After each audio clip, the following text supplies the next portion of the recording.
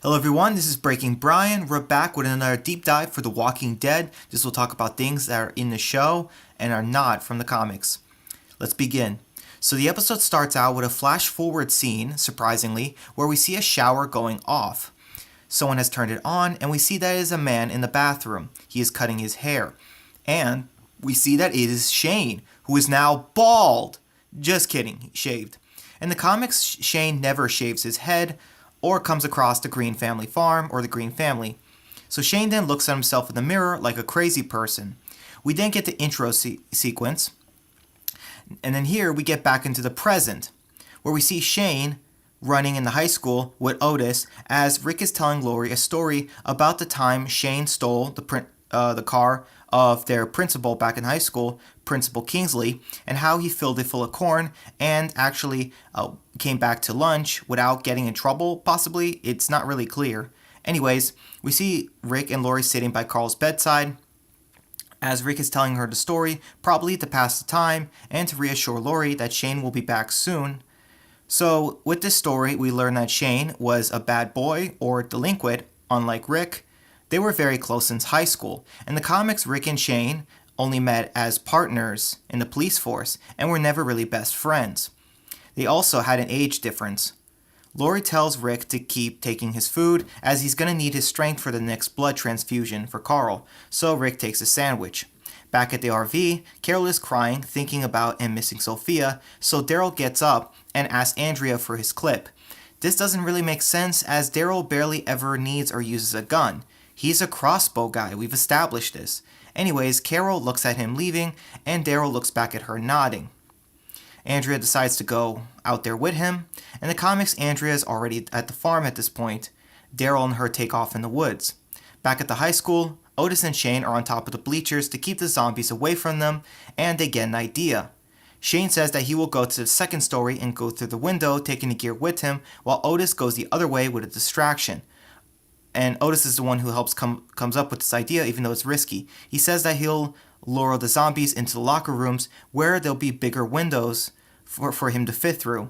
Now, how Otis knows this and why giant windows will be in a locker room makes absolutely no sense, as locker rooms are designed for privacy. And while you can make the argument that Otis knows the layout of the school because he brought the Green kids here for years because he was that close with the family, how would he know anything about the locker rooms if he wasn't a student?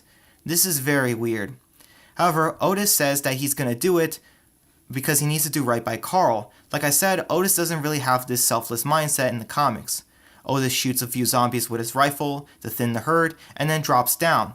Now, because of Otis's weight and height that he drops badly on the ground and hurts his leg as a zombie grabs him from behind.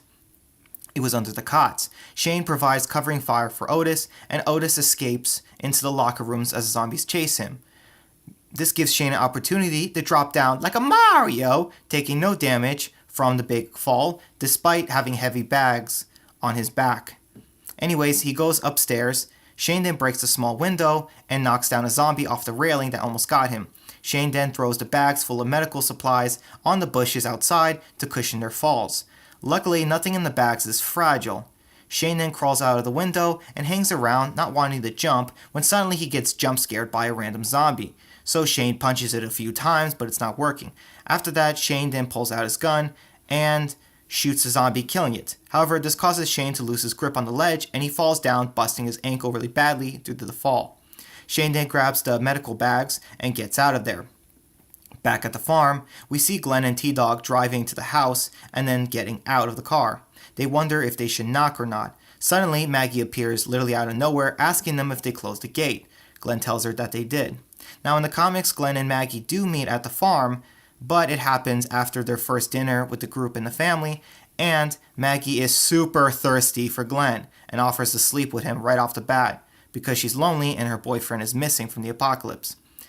Anyways, here in the show, Maggie sees T-Dog's wound, and Dog tells her that it's not a bite, he just cut himself earlier really bad. Maggie then leads them inside. We see the Grimeses as Glenn and T-Dog arrive and see Carl in his condition. In the comics, Glenn doesn't visit Carl. Herschel then tells Rick and Lori that if Shane and Otis don't come back, they're gonna have to make a difficult decision with Carl. We then get another original scene where in the woods, We have Andrea asking Daryl how he's so good in the woods, and Daryl tells her a story about how when he was a kid he got lost in the woods but made his way back home, in Georgia, obviously, born and raised. Back at the farm, Lori goes outside as Rick goes to talk to her. Rick tries to make light of the situation. Rick says they have a child to take care of, but Lori says maybe Carl will be better off not waking up again. Rick tells her she can't possibly mean that, and Lori defends her stance as she crashes out, saying she can't stop thinking about death. She asks why they want Carl to live in a world full of death. People getting eaten, getting scared, going hungry, getting shot, etc. Lori asks why living is so much better than death. With Rick, we get a huge callback to the CDC and Jenner as he calls out Lori's hypocrisy about how she was there with him begging for Jenner to let them live and to keep trying at life, to keep going as long as he can. Lori, however, counteracts, saying that Jackie didn't have to go through any of the horrible recent stuff they've been through and says that she's not suffering anymore like them. Does Lori not believe in hell? Anyways, Lori says she feels like death is about to kill him every second of every day, all the time. Lori asks how living is better. So, like the season 1 finale, it's an existential crisis about life and death. When people are alive and suffering, they want to die. And when people are dying, they want to live because they're not ready to go. It shows the hypocrisy of humanity. Back at the high school, Shane sneaks around the school to find Otis and they can get out of there. However, he gets backed up into a fence and reloads his shotgun and gets ready to shoot as the zombies come. But Otis fires his gun, saving Shane. Shane then fires, killing the other zombie. Otis helps shoulder Shane as they both say that they fired the last rounds of their main weapons. They're running out of ammo completely.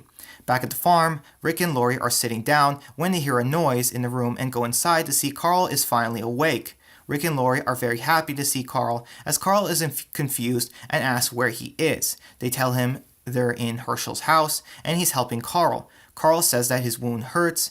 And then Carl tells his parents about the deer they saw earlier that day and how it was pretty before he stops talking. His eyes are still open. Lori is worried as Carl is frozen suddenly and then he starts to have a seizure from the loss of blood to his brain. Herschel tells him not to touch him as it could hurt Carl even more.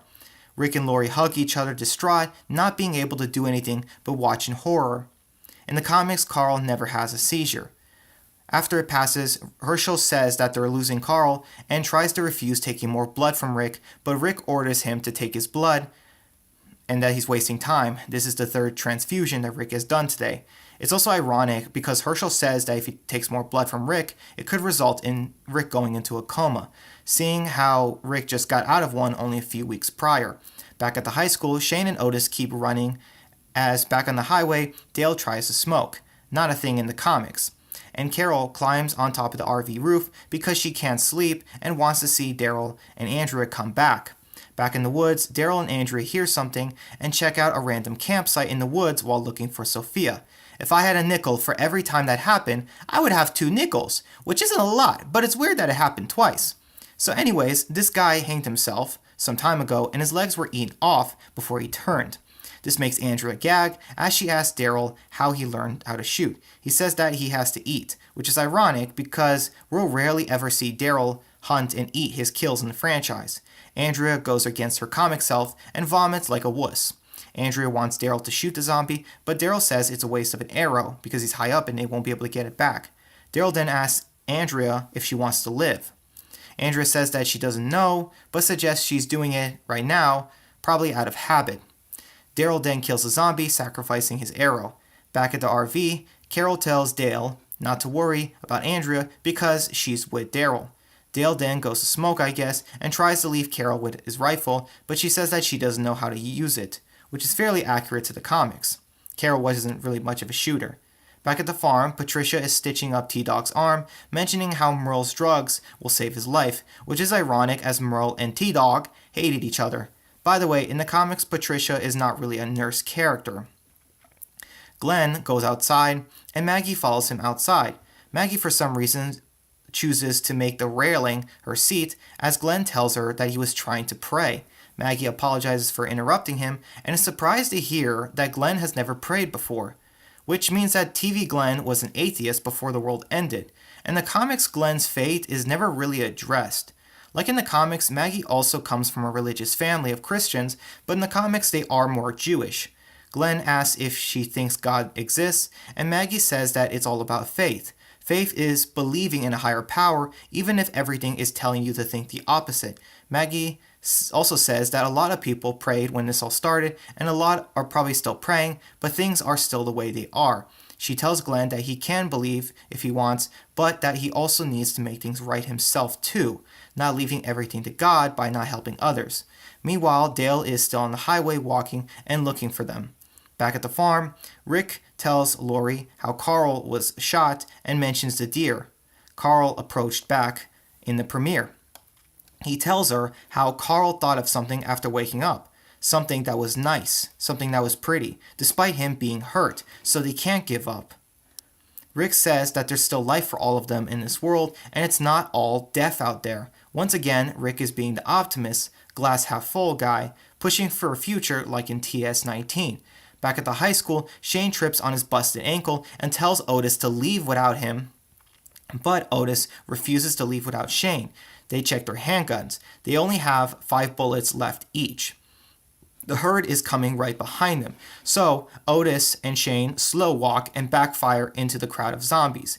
Back at the farm, Herschel says that Carl is slipping away again and they can't replace the blood anymore. He tells them that with Shane and Otis still not back yet, Carl will die, so they need to make the ultimate choice right now.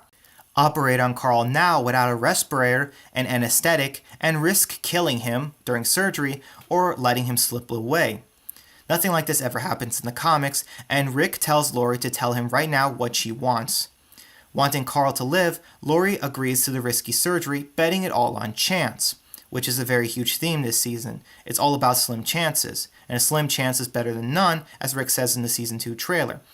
Anyways, Herschel and Patricia get everything ready, and they all lift Carl up on the metal operating table. Patricia pulls out the limited tools and lights they have to work with, as Herschel advises Lori and Rick that they may want to step out for the surgery. Suddenly, they hear a truck outside and see that it's Shane. Rick and Lori run outside, as Herschel follows them, telling Patricia to stay with Carl. Everyone but Patricia and Carl step out of the house as a shocked and exhausted Shane brings the bags, asking about Carl. Rick says that there's still a chance, so they take his bags. Herschel then notices that there's no Otis, and Shane confirms he's gone. Everyone is sad to hear that, especially Maggie.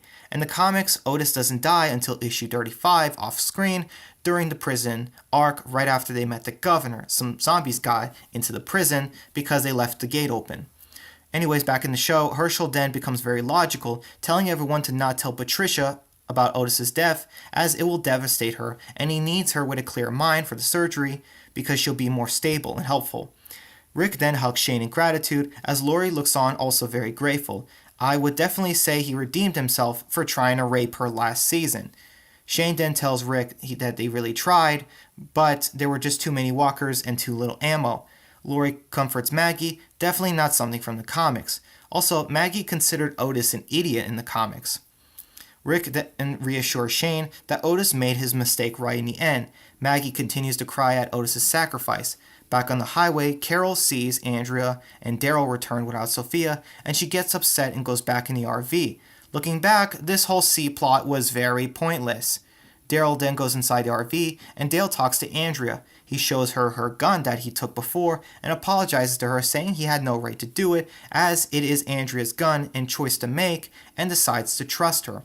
However, Dale does ask to please not make him regret this choice. Andrea takes the gun back and walks away from Dale, as Dale asks if she's forgiven him. She says that she's trying to.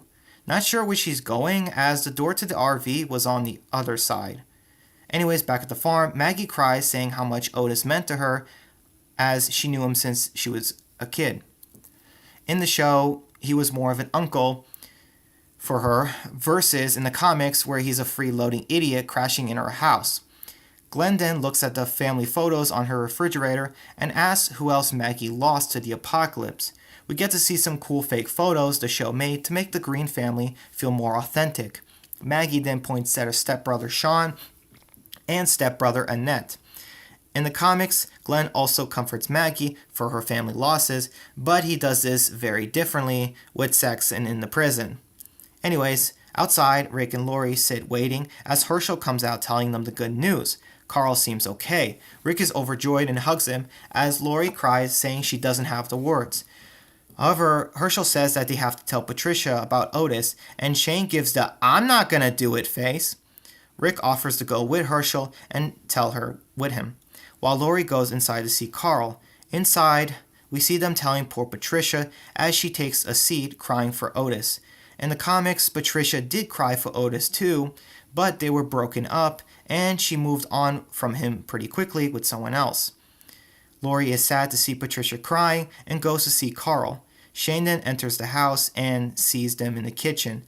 Rather than going over there, he checks on Carl, and Lori is super happy as Carl is sleeping. She strokes Carl's hair as Shane looks on. Lori then kisses Carl's hand and tells Shane to stay. Now, this is actually a double meaning, as Lori doesn't mean just stay in the room, but also stay with the group. As in, if you guys remember, Shane wanted to leave back in the first episode this season. He wanted to bail for good, and Lori is asking him not to leave. Shane, however, does leave the room as Maggie comes to him and gives him some clothes to change. She tells Shane that the bathroom is upstairs, and she also tells him that the clothes are Otis's. Yeah, not a great idea, Maggie. I don't think Patricia would appreciate the man who last saw her husband alive before his brutal death wearing his clothes so soon. Plus, why Otis's? Why not Herschel's or Jimmy's or Sean's? Any of them would be more preferable. Also, Maggie and Shane obviously never met in the comics. Shane then goes upstairs and turns the shower on. He undresses and then notices a bald spot on his head. We then hear and see the flashback of what really happened with Otis. Shane tries to find something in the bathroom as it cuts back and forth with the flashback. Shane and Otis are using the last of their ammo minus one round, as Shane apologizes to Otis before out of nowhere shooting him in the leg. Otis falls down screaming as Shane is trying to sacrifice him. They fight for a while over the bags and attempted murder for about 2 full minutes as the zombies are slowly coming. Shane then in the present begins to shave his head as Otis in the past fires his python near Shane's head, failing to kill him. Shane then beats him down and grabs the guns and the bags and then takes off, leaving him for the walkers. And then poor Otis gets devoured alive. Now, I'm going to go on a rant here and say this was a terrible and unnecessary thing to do, Shane. They really had a really long distance from the walker herd. There were no zombies from where they were to the truck. They wrestled for like over 2 full minutes and wasted more energy. Shane even exerted using his busted ankle. So yeah, no, Shane totally didn't have to do this. They could have just dropped their guns to lighten the load and push through. But no. Anyways, after that horrible flashback of betrayal, Shane then wipes the mirror and looks at the newly murderous shaven him. He scowls at the mirror like a serial killer, acting all crazy. As you guys know, Shane went crazy way earlier in the comics and never really killed anyone or murdered anyone. After that, the episode ends. And that's going to be it for my deep dive for Season 2, Episode 3. Not much from the comics here except Herschel patching up Carl, Otis dying, Shane going crazy, and Glenn meeting Maggie. I will see you guys next time for the next one for Episode 4.